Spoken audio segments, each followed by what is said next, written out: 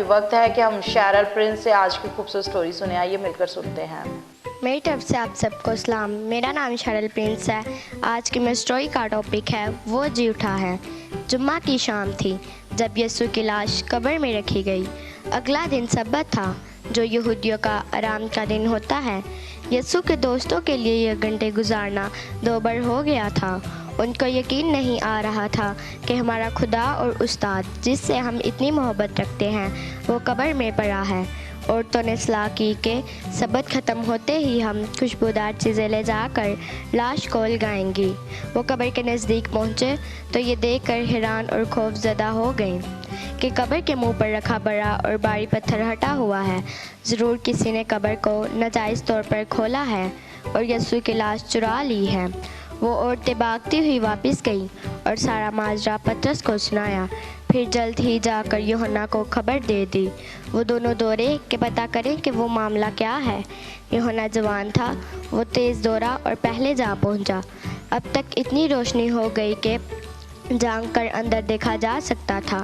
کتان کی پٹیاں جو کہ تون لپٹی لپٹائی چٹان پر پڑی تھی اور لاش کا نام و نشان نہ تھا.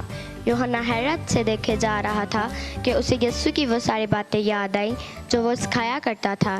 ایک ایک بات اسے اپنی اپنی جگہ ٹھیک نظر آنے لگی کہ بے شک یسوع جی اٹھا ہے. اس نے پطرس کے بھاری قدموں کی چاپ سنی تو یہ دیکھ کر حیران اور خوف زدہ ہو گیا اور وہ ایک طرف ہو گیا اور پطرس سیدھا اندر چلا گیا. اس نے بھی دیکھا کہ ساری پٹیاں ویسے ہی پڑی تھیں اور جس رومال سے سر باندھا گیا تھا وہ لپٹا ہوا الگ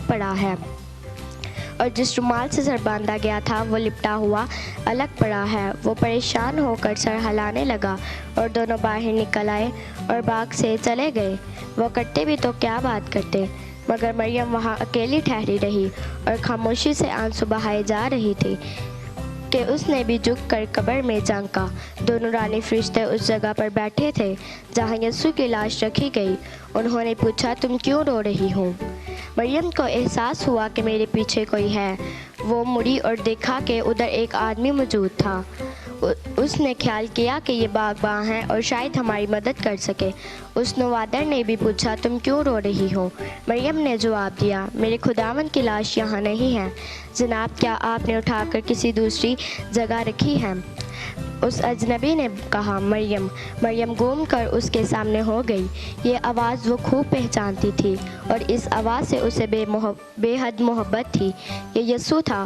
اس نے کہا، جا کر میرے شاگردوں کو بتاؤ کہ میں جی اٹھا ہوں اور اپنے باپ اور تمہارے باپ کے پاس جانے کو ہوں. مریم کا سارا ڈر اور غم جاتا رہا.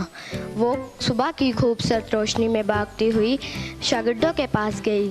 وہ سب ایک کمرے میں جمع تھے، صرف توما وہاں نہیں تھا. وہ خوشی سے سب کو بتانے لگی کہ یسوع جی اٹھا ہے. آمین. سو پیارے بچوں، آج کی سٹوری کے وسیلہ سے ہمیں یہ سبق حاصل ہوتا ہے کہ یسوع جی اٹھا ہے، وہ زندہ ہے، وہ واقعی جی اٹھا ہے. Thank you and God bless all of you.